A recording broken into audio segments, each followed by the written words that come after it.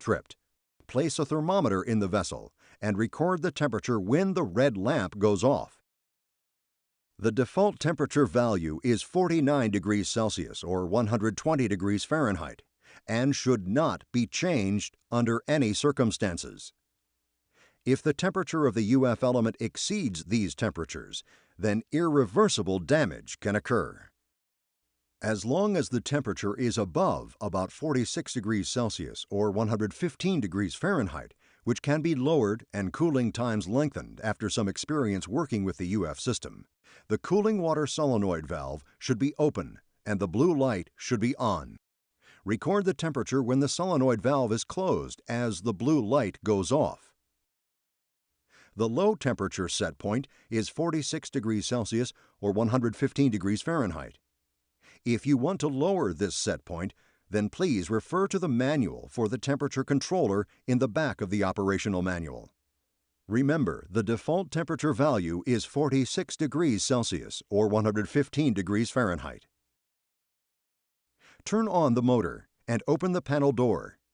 Only a qualified electrician who is knowledgeable about electrical safety matters should perform this function.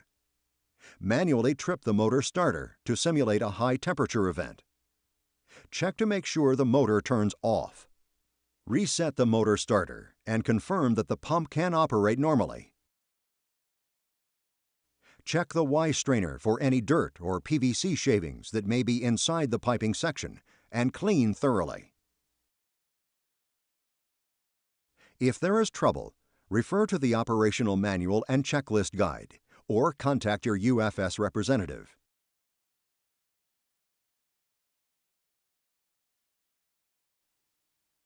Place a new filter bag in the CIP bag filter vessel. Close off all drain valves. Close off the ED paint supply manifold and the ED paint return manifold butterfly valves V9 and V10. Make sure all the ED isolation valves are opened to and from the UF modules. Note, the UF elements cannot be installed before the initial leak testing is completed.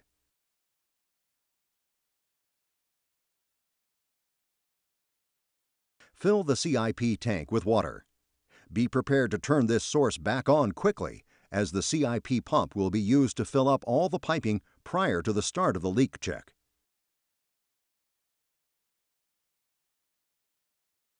Open valve V8 and throttle valve V7. Place a bucket underneath the return manifold purge valve and purge all air. Turn on the CIP pump and be prepared to keep the CIP tank full of DI or RO water. The CIP tank level will go down quickly. The purpose here is twofold. First, the inside of the piping needs to be flushed and cleaned out. The second purpose is to perform a leak check. Close permeate valves V30 and V13 once a clear stream of water is coming out. Close air purge valve V18 once there is evidence that all the air has been ejected. No water should be escaping now. Deadhead the CIP pump only until the pressure gauge on the ED paint supply manifold reaches a maximum. Close the CIP pump discharge valve V7 and immediately turn off the CIP pump. Record the pressure shown on the ED paint supply manifold pressure gauge and recheck every 15 minutes for 1 hour. If there is an obvious leak, work to adjust and stop the leak as required. If the pressure gauge shows a significant leak, but no leak is found, repeat the test and make sure the CIP discharge valve is fully closed.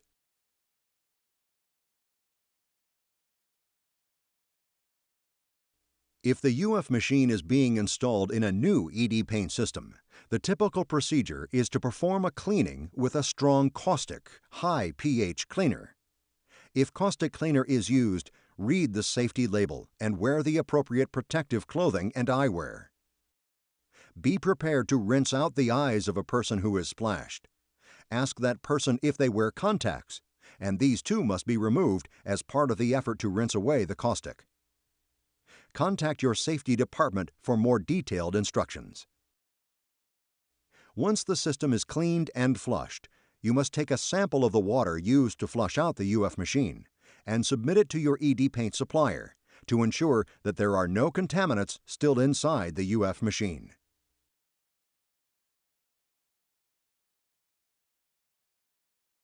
Use your Tiger Mag EP flow meter or a portable flow meter to confirm the total flow available before any UF elements are installed.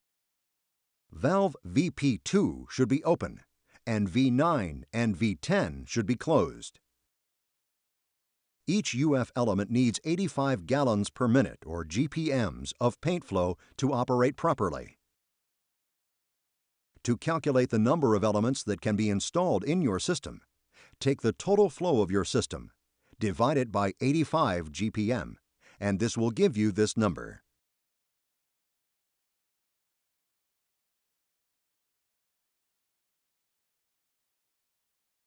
Now it is time to install the UF elements into the housing before the UF system is turned on for the first time.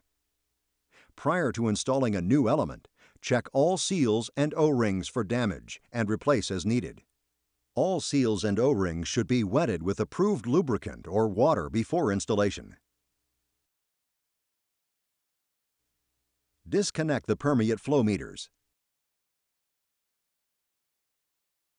Remove each 8-inch Vitalic clamp.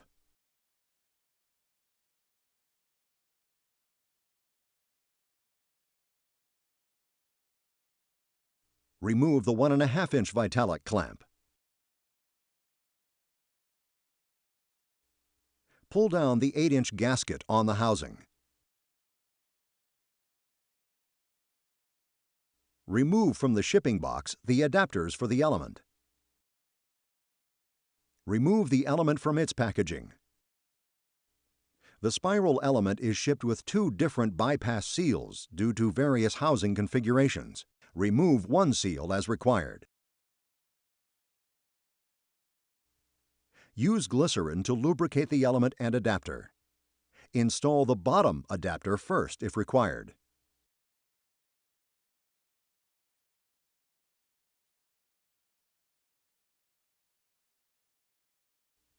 Use glycerin to lube the inside bore of the UF housing. The spiral element is slippery, so it may take 2 people to install. Lower the new element into the housing in a controlled manner. Filling 1/4 of the housing with water to cushion the element while lowering it during the installation will help in avoiding dropping the element.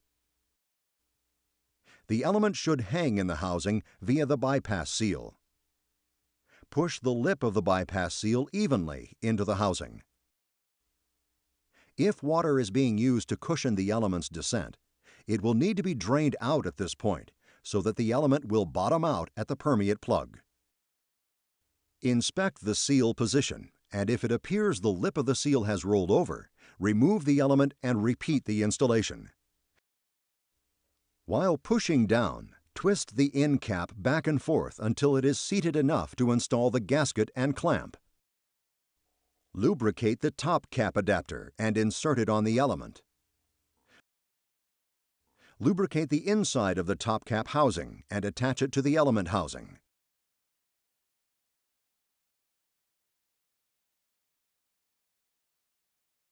Replace the 8-inch gasket and lubricate as needed. Replace the housing and secure it with the necessary bolts.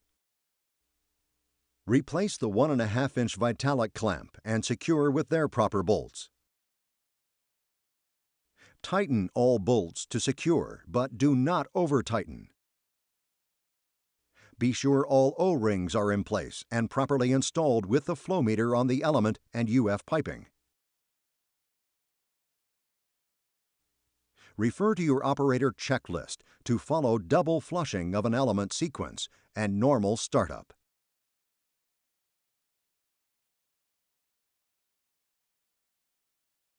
It is important to review the TruFlux UF system valve locations by using the drawing in the back of the operations guide to identify the appropriate valve locations. Never operate the UF module with either of the permeate valves closed. Permeate must never be deadheaded in the UF element. To do so risks blistering the UF membrane, or blowing a glue seam, or delaminating the UF membrane. If this happens, the UF element is ruined and the warranty is voided. In all circumstances, never deadhead a UF element. Keep in mind that on starting a sequence, the outlet should be open first, the inlet second. On closing, the inlet is closed first, the outlet second. In the event of a power outage, immediately refer to the operator's checklist, Procedures for Abnormal Shutdown. For information concerning spare parts, cleaning, and other maintenance procedures, information can be found in the operational manual and checklist guide for this system. This concludes the installation and operating procedures for a UFS ultrafiltration system.